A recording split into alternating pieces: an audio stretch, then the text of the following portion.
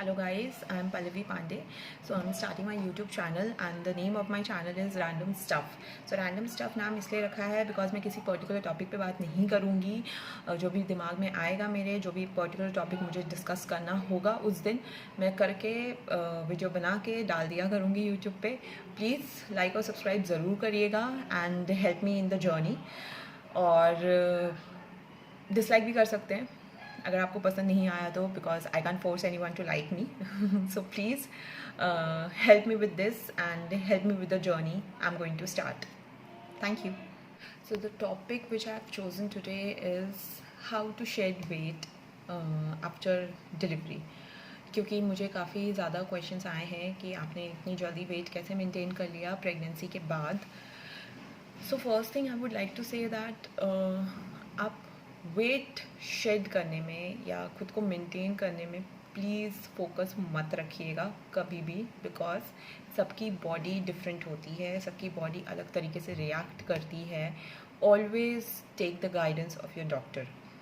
So about me, throughout the pregnancy ऐसा कुछ भी नहीं था जो मैंने नहीं खाया या मैंने सोचा हो मैं तो बहुत ज़्यादा मोटी हो जाऊँगी तो मुझे ये नहीं खाना है, ये नहीं करना है. Eat healthy, eat everything but eat healthy. मैंने जबकि अनहेल्दी खाया है, I accept that, but it was my body how it reacted. बहुत ज़्यादा वैसे भी मुझे प्रेगनेंसी में बहुत ज़्यादा वेट पुट ऑन नहीं हुआ था and I was always taking my doctor's guidance कि मुझे क्या करना चाहिए क्या नहीं करना चाहिए. I was very active throughout my pregnancy. I went to my office और घर का भी सारा काम करती थी मैं. तो वेट जो है वो ऑलमोस्ट मेरा 10 किलोज़ वैसे ही कम हो गया था after delivery, because of all those जो भी प्लेसेंटा होता है, एमनियोटिक फ्लूइड होता है, बेबी होता है, उससे ऑटोमेटिकली आपका जो वेट है वो ऑटोमेटिकली 8 और 10 किलोज़ तक आपका वेट कम हो जाता है. एंड उसके बाद आफ्टर 6 वीक्स मैंने वॉकिंग स्टार्ट कर दी थी. आफ्टर आस्किंग माई डॉक्टर मैंने वॉकिंग स्टार्ट कर दी थी and slowly and gradually I increased. मैं मॉर्निंग में भी जाती थी, मैं इवनिंग में भी जाती थी वॉक पे. एंड ये ज़रूरी नहीं है सब कर पाए. मेरी सिजेरियन डिलीवरी हुई थी. नॉर्मल डिलीवरी जब होती है तो ऑफकोर्स आप अपने बॉडी के साथ एक्सपेरिमेंट कर सकते हैं. आफ्टर फ्यू डेज़ बहुत जल्दी रिकवरी हो जाती है. But in caesarean delivery please don't be in hurry to shed weight, because आपको आगे चल के बहुत ज़्यादा प्रॉब्लम्स हो सकती हैं. You might also know and doctors भी आपको बहुत ज़्यादा बोलते होंगे कि इतनी जल्दी आपको ये चीज़ें नहीं करनी है, भारी चीज़ें नहीं उठानी है, काम नहीं करना है. तो प्लीज़ अपना ध्यान रखिएगा.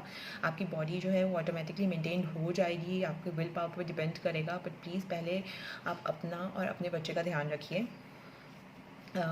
सो I started with brisk walking morning evening. पहले मॉर्निंग में करती थी, फिर इवनिंग मॉर्निंग दोनों ही करने लगी थी.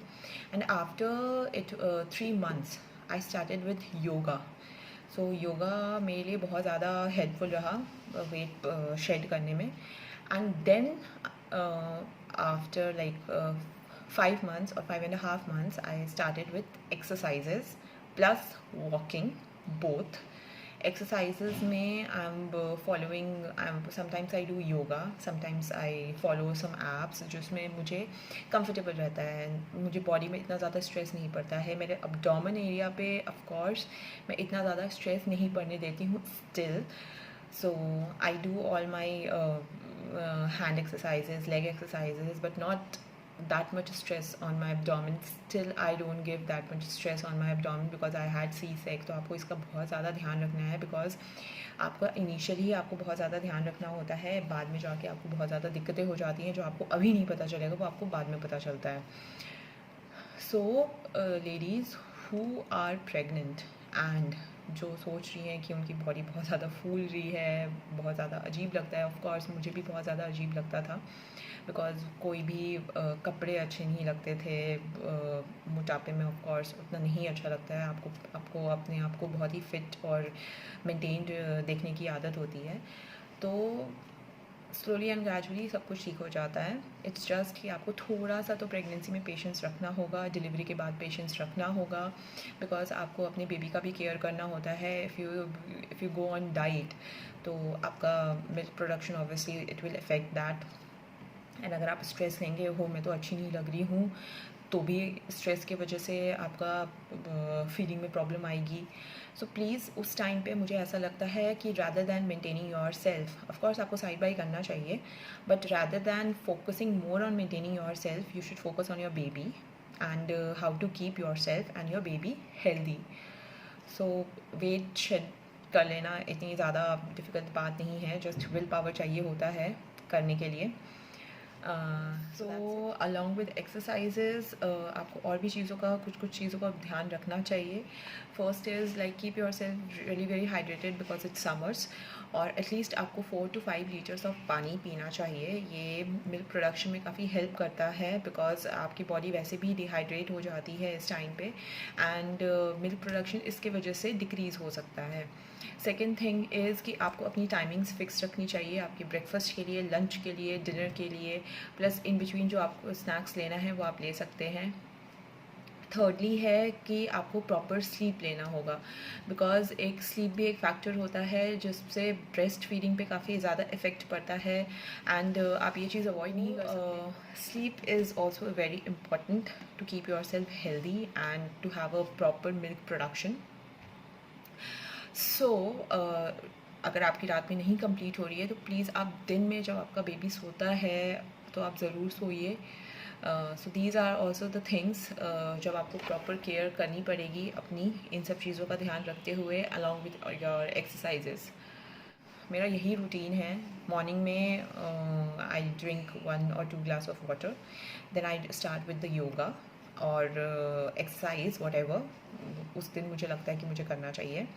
Then that's it, and it's just for like 30 minutes और 20 minutes, उससे ज़्यादा नहीं करती बिकॉज अभी भी बॉडी में मैं इतना ज़्यादा स्ट्रेस नहीं दे सकती हूँ और आपको भी नहीं देना चाहिए. And please take proper guidance of your doctor कि आपको कौन सी एक्सरसाइजेस करनी चाहिए, कौन सी एक्सरसाइजेस नहीं करनी चाहिए, बिकॉज सबकी बॉडी डिफरेंट होती है, सबकी बॉडी अलग तरीके से रिएक्ट करती है, रिकवर करती है.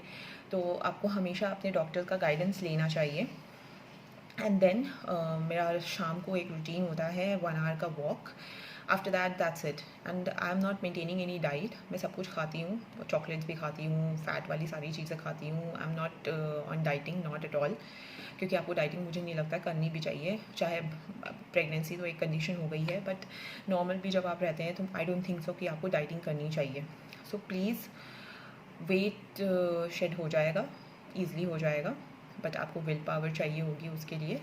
एंड अगर आप स्टार्ट कर दोगे 6 वीक्स से थोड़ा थोड़ा वॉकिंग करना और आपका ऑलरेडी वेट मेंटेन हो जाएगा. It's not a big deal. So this was my experience. Thank you for listening to me. Bye bye.